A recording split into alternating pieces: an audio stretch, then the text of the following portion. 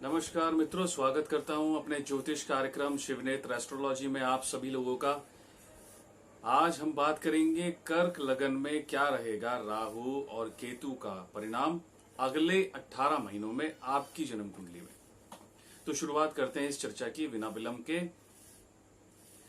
राहु आपकी कुंडली के एकादश स्थान में है और केतु आपकी कुंडली के पंचम स्थान में है। राहु जो एकादश स्थान में है, एकादश स्थान माना जाता है आपकी रोजाना जो होने वाली है इनकम, जो आप इनकम कमाते हैं, जो भी आपको सैलरी से प्राप्त होती है या बिजनेस से प्राप्त होती है। और पंचम स्थान कहलाता है आपकी बुद्धि बल का, आपके टैलेंट का और आपकी संतान का। तो क्या रहेगा परिणाम राहु और केतु का अगले 18 महीनों के लिए, तो ये जानने के लिए तो इस वीडियो को पूरा अंत तक आप जरूर देखें। और पहली बात तो घबराएं नहीं बिल्कुल भी, ठीक है। तो शुरू करता हूं। तो राहु आपकी कुंडली के एकादश स्थान में है और केतु पंचम भाव में है। सबसे पहले तो ये जान लीजिए कि ये साल कुछ चुनौतियों भरा आपका रहने वाला है। बल्कि ये साल की बात ना की जाए, अगले 18 महीनों की ही बात की जाए तो ये अगले 18 महीने बहुत ही चुनौती भरे हैं। कुछ नई जिम्मेदारियां आपको लेनी पड़ेंगी या पारिवारिक जिम्मेदारियां आपके कंधों पर आ जाएंगी। प्रोफेशनल लाइफ में और पर्सनल लाइफ में सामंजस्य करना थोड़ा मुश्किल हो जाएगा। यहाँ शनि जो है वो आपके चंद्रमा यानी आपकी लगन को प्रभावित कर रहे हैं पूरी तरह से। तो यहाँ केतु और शनि और राहु के कारण भी आपको नौकरी में परेशानी संभव है। तो जो भी आप नौकरी कर रहे हैं, सबसे पहले तो उसमें बहुत सोच समझ के काम करें, ज्यादा टेंशन ना लें। और काम करते समय ये जरूर ध्यान रखें कि आपके मन में जो बातें चल रही हैं उस समय सिर्फ काम की ही बातें चलें। ये ना हो कि आप काम में आपका दिमाग है और आप घर की कुछ बातें सोच रहे हैं। ऐसा करने से आपके कुछ निर्णय जरूर गलत होंगे। और अगर आप टॉप मैनेजमेंट में काम कर रहे हैं तो आपके कोई बॉस आपसे नाराज हो सकते हैं, जिस कारण आपको अपनी नौकरी से निकाला जा सकता है या किसी कागज में या किसी उसमें काम करते वक्त कुछ कमी हो जाए, जिसकी वजह से कंपनी को भारी नुकसान हो सकता है और आपको नौकरी से हाथ धोना पड़े। तो बी अवेयर। सबसे पहले तो आपको अपने काम में कंसंट्रेशन लेवल जो है वो बढ़ाना होगा। दूसरी बात, यहाँ पर जो पंचम भाव में केतु है वो दर्शाता है कि आपको टेंशन्स कुछ ज्यादा ही रहेंगी। अगर आप पहले से ही, कुछ लोग जिनको जल्दी डिप्रेशन हो जाता है, जिनको बहुत जल्दी घबराहट हो जाती है, उनके लिए केतु का जो ये संचरण है ये बिल्कुल भी बेनिफिशियल नहीं कहा जा सकता। आपको एंजाइटी बहुत जल्दी जल्दी हो जाएगी। वैसे भी कर्क लगन के लोग जो हैं वो अपने मन की बातों को लोगों से कम ही एक्सप्रेस करते हैं। सारी चीजों को वो अपने आप ही हैंडल करने की कोशिश करते हैं। तो क्या होगा कि इससे आप लोगों के मन में एक एंजाइटी का लेवल जरूर पनपेगा और केतु आपका ब्लड प्रेशर भी बढ़ा सकता है या आपको कोई मस्तिष्क से संबंधित रोग भी दे सकता है। अगर यहाँ पर बात की जाए शनि की, तो शनि का भी 7.5 के जैसा ही प्रभाव आपकी लगन पर चल रहा है। तो आपको ये भी ध्यान रखना पड़ेगा कि जब आप कहीं बाहर निकल रहे हैं, ऑफिस जा रहे हैं या किसी काम से जा रहे हैं, तो आपका कंसंट्रेशन लेवल सड़क पर कितना है। दुर्घटना के योग भी दिखाई देते हैं, क्योंकि वाहन आप चला रहे हैं तो शनि उससे दुर्घटना करा सकते हैं। और राहु और केतु जो कि आपके हेड पर हैं, तो इस वजह से आप कुछ ड्राइविंग कहीं और कर रहे होंगे और विचार कुछ और कर रहे होंगे। आपको इल्यूजन्स बहुत होंगे। आप इस समय जो है अपने दिमाग में कुछ ना कुछ सोच बनाते रहेंगे, जिस कारण ज्यादा नुकसान संभव है। तो ड्राइविंग करते समय भी आपको ध्यान रखना पड़ेगा। दूसरा ये भी ध्यान रखना पड़ेगा कि क्या आपकी गाड़ी के जो कागजात हैं, टैक्सेस हैं, वो जमा हैं कि नहीं। मुझे लगता है कि चालान भी हो सकता है या गाड़ी सीज भी हो सकती है। तो इस चीज पर भी आप कंसंट्रेशन रखें। मतलब कहने का मतलब ये है कि आपने किसी भी चीज में अगर ढिलाई बरती होगी, अब तक कोई भी चीज आपने पेंडिंग छोड़ी होगी, उसी चीज से राहु केतु आपको नुकसान देंगे। आपकी जो भी स्ट्रेटेजीज आप बना रहे हैं, ऑफिस में बना रहे हैं या अपनी निजी संबंधों में, या आप कोई भी काम कर रहे हैं, वहां भी आपको खासा नुकसान दिखाई देता है। क्योंकि राहु एकादश स्थान में है और यहाँ केतु पंचम स्थान में है, तो आपकी स्ट्रेटेजीज भी उल्टी पड़ सकती हैं। तो यहाँ तो जो है मुझे लगता है कि कर्क राशि को बहुत ज्यादा संभलने की जरूरत है। वाहन को आप कहीं अगर अपने पार्क भी करते हैं तो भी आप ऐसी वैसी जगह ना पार्क कर दें। वाहन भी आपका चोरी हो सकता है या किया जा सकता है, या छोटी मोटी एक्सीडेंट हो जाए तो उस पर ज्यादा डेंट आ जाए और वो खराब हो जाए। एक तो ये चीजें हैं। तो थोड़ा सा ये ध्यान रखने वाली बात है, जो लोग इंजीनियर्स हैं, सीमेंट के क्षेत्र में काम करते हैं या फिर केमिकल के क्षेत्र में काम कर रहे हैं या फिर मैकेनिकल इंजीनियर भी हैं, खास तौर से इंजीनियरिंग लेवल के लोग जो हैं, उनमें थोड़ा ज्यादा परेशानी आएगी उन प्रोफेशंस के साथ। तो यहाँ तो गड़बड़ है थोड़ी सी। और अगर आप कोई अपना पर्सनल बिजनेस कर रहे हैं तो यहाँ मुझे थोड़ी सी परेशानी कम दिखाई देती है, क्योंकि कर्क लगन जो है बेसिकली एक बिजनेस की लगन है। ऐसे लोग जो हैं वो अच्छे बिजनेसमैन साबित होते हैं। लेकिन कर्क लगन में अगर लोग दूध से संबंधित व्यवसाय कर रहे हैं तो खासा नुकसान हो सकता है। आपको मिलावट से या किसी चीज से बचना चाहिए, आपका नाम खराब हो सकता है। तो इसलिए अगर आप बिजनेस कर रहे हैं, तो अगर दूध से संबंधित बिजनेस कर रहे हैं, केमिकल से संबंधित बिजनेस कर रहे हैं, तो उसमें ईमानदारी बरतें।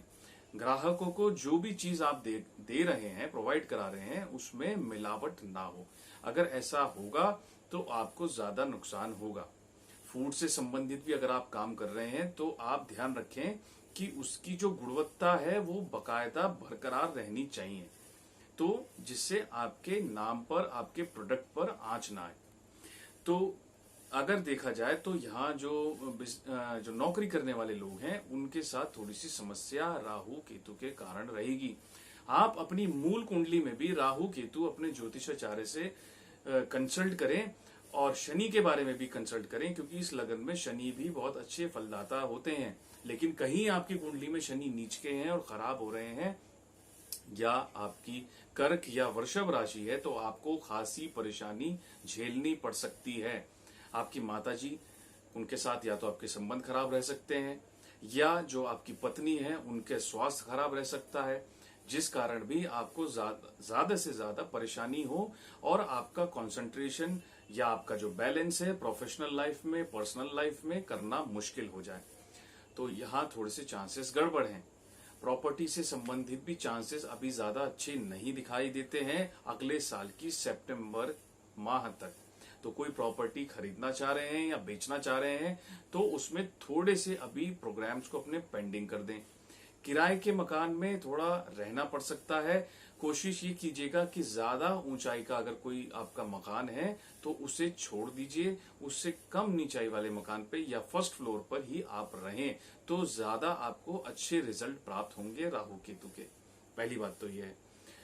अच्छा, दूसरी बात करें अगर हम विवाह की, तो विवाह में इस बार मैं बताऊंगा कि जो लोग शनि के और राहु केतु के कारण इस तरह के विवाह ज्यादा होंगे, जो लोग की एज में काफी डिफरेंस रहा है जी। अगर आपकी कोई ऐसी रिलेशनशिप है जिसमें 8 से 10 साल का डिफरेंस है, या आपकी पत्नी भी आप या आपकी जो होने वाली पत्नी है या आपकी बिलोवेड है, तो वो आपसे 2 साल 4 साल बड़ी हो सकती हैं, या आप उनसे 2 4 साल छोटे हो सकते हैं, या आपका कोई ऐसा संबंध भी होगा जो 4 5 साल या 7 वर्षों से चला आ रहा होगा, जिसमें आप दोनों की उम्र में काफी गैप होगा। तो अगर आप ऐसे में विवाह करना चाह रहे हैं तो राहु केतु आपको यहाँ पर विवाह करा देंगे बिना किसी रुकावट के। अंतर धर्मीय या अंतर जातीय विवाह भी इस समय पे हो सकता है राहु और शनि के कारण। तो आपको डरने की इसमें कोई बात नहीं है, विवाह के लिए अच्छा है। लेकिन जो लोग अरेंज मैरिज करना चाह रहे हैं उनको थोड़ा सा संभलना पड़ेगा और उनके विवाह में थोड़ा सा विलंब भी हो सकता है। और मैं कहूंगा कि करना भी चाहिए, कम से कम 4 महीने तक। आप अगर अरेंज मैरिज करना चाह रहे हैं तो उसको टाल दीजिए। अगले वर्ष जो जनवरी माह से अगर कुछ हो तो अपने पंडित के द्वारा, अपनी कुंडली के द्वारा मुहूर्त देकर ही आप विवाह करें, तो विवाह के लिए भी अच्छा है। जो लोग मुस्लिम कंट्रीज में जाकर, जो इंजीनियर्स हैं या मजदूर भाई हैं, जो लोग विदेशों में किसी मुस्लिम कंट्री में नौकरी तलाश रहे हैं, खास तौर से उन लोगों को राहु केतु के पीरियड में ज्यादा सफलताएं मिलेंगी। तो अगर आप गल्फ कंट्रीज में जॉब करना चाहते हैं तो उसके लिए ये आपका शुभ समय है। तो विदेश में अगर आप जाएंगे तो गल्फ कंट्रीज की तरफ ज्यादा फोकस करें, आपको वहां पर जॉब आसानी से मिल जाएगी। तीसरी बात अगर हम करें आपकी संतान के बारे में, संतान जो है आपके पंचम भाव में केतु चल रहा है, तो जो लोग संतान के लिए प्लान कर रहे हैं तो उनमें थोड़ा विलंब हो सकता है संतान होने में, ठीक। लेकिन ऐसा भी नहीं है कि केतु बिल्कुल संतान होने ना दें। अगर आप, बहुत से ऐसे दंपत्ति हैं जो 15-16 वर्षों से संतान के लिए ट्राई कर रहे थे, आईवीएफ टेक्निक या किसी ऐसी टेक्निक के द्वारा आपको संतान केतु यहाँ जरूर प्राप्त करा देंगे। तो केतु आपको यहाँ संतान जरूर देते हैं, तो संतान के लिए कोई समस्या नहीं आएगी। पर जिन लोगों की संतान प्रोफेशनल करियर में अपना कदम रखने जा रही है, उन जो 18 वर्ष के हैं या 20 वर्ष के हैं या 25 वर्ष के हैं, ऐसे लोग जिनके माता पिता की कर्क लगन है, तो वहां थोड़ी समस्या आएगी उन लोगों को अपना करियर सेटल करने में। उनको बहुत ज्यादा एंजाइटी होगी, उनको पता नहीं चलेगा कि हम कौन सा करियर चूज करें। तो कर्क लगन के व्यक्ति जो है, उनकी कुंडली में इस तरह के ग्रह योग हैं कि उनकी पत्नी, उनकी माता, उनका घर परिवार या उनके संतान को थोड़े कष्ट रहेंगे उनकी कुंडली के अनुसार। ये अलग बात है कि उन बच्चों की कुंडली क्या कहती है। तो यहाँ थोड़ा सा आप लोगों को थोड़ा सतर्क रहना है हर किसी चीज में, हर किसी क्षेत्र में। सेल्फ बिजनेस की बात भी करें तो यहाँ सेल्फ बिजनेस भी आपका अगले 6 महीने तक तो कुछ ज्यादा अच्छा चलता नहीं दिखाई दे रहा है। अगर आप पेट्रोल से संबंधित काम कर रहे हैं तो, या आप ऑयल से संबंधित काम कर रहे हैं, मस्टर्ड ऑयल से संबंधित काम कर रहे हैं, तो भी आपको अगली मई माह के बाद ही कुछ अच्छी प्रोग्रेस दिखाई देगी।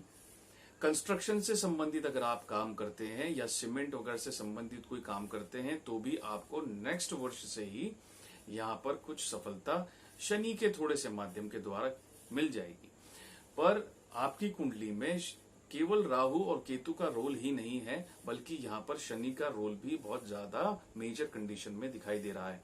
तो अगर आपके साथ जो चीजें मैंने बताई हैं, मैं तो चाहूंगा कि ऐसा कुछ भी ना हो आपके साथ बुरा, पर अगर ऐसा हो रहा है तो आप कुंडली में तीनों ग्रहों को ही चेक कराइए और तीनों का ही निदान कीजिए, तो ही ज्यादा अच्छा रहेगा। छोटे मोटे उपायों से या उनसे आप सिर्फ अपना मन तो बहला सकते हैं, पर आपको ज्यादा सफलता नहीं मिलेंगी, क्योंकि ये बहुत मेजर कंडीशन में आपको प्रभावित कर रहे हैं। तो इनका इलाज बहुत अच्छे तरीके से किसी विद्वान से जरूर कराइएगा, मेरी सलाह यही है। आर्थिक दृष्टि से भी थोड़ा सा आपको संभलने की जरूरत है, खर्चे ज्यादा ना हो, इस पर भी थोड़ा सा आप नियंत्रण रखें। हाँ, लेकिन आपका जो खर्चा है इस वर्ष दवाइयों पे, औषधियों पे, इन पे ज्यादा रहेगा, मेडिकल चेकअप पे ज्यादा रहेगा। अगर कोई पुरानी बीमारी है तो उसकी तरफ भी थोड़ा ध्यान रखें। तो पेट से संबंधित रोग भी मुझे यहाँ पर दिखाई देते हैं। घबराहट आप लोगों को थोड़ा ज्यादा रहेगी, मेंटल टेंशन थोड़ा ज्यादा रहेगी, और इसी के साथ कॉन्फिडेंस लेवल जो है वो थोड़ा कम रह सकता है। तो यहाँ थोड़ी सी गड़बड़ तो है, पर अच्छी चीज भी हो सकती है अगर आप इसको कंट्रोल करें तभी। बहुत सारी चीजों में आपको संभल के रहने की जरूरत होगी। सरकारी क्षेत्र में काम अगर आप करना चाह रहे हैं, जैसे आप पुलिस का कोई एग्जाम देना चाह रहे हैं और आप बीएसएफ में जाना चाहते हैं, सशस्त्र सेना बल में जाना चाहते हैं, तो आपको यहाँ पर राहु केतु की वजह से नौकरी प्राप्त हो सकती है।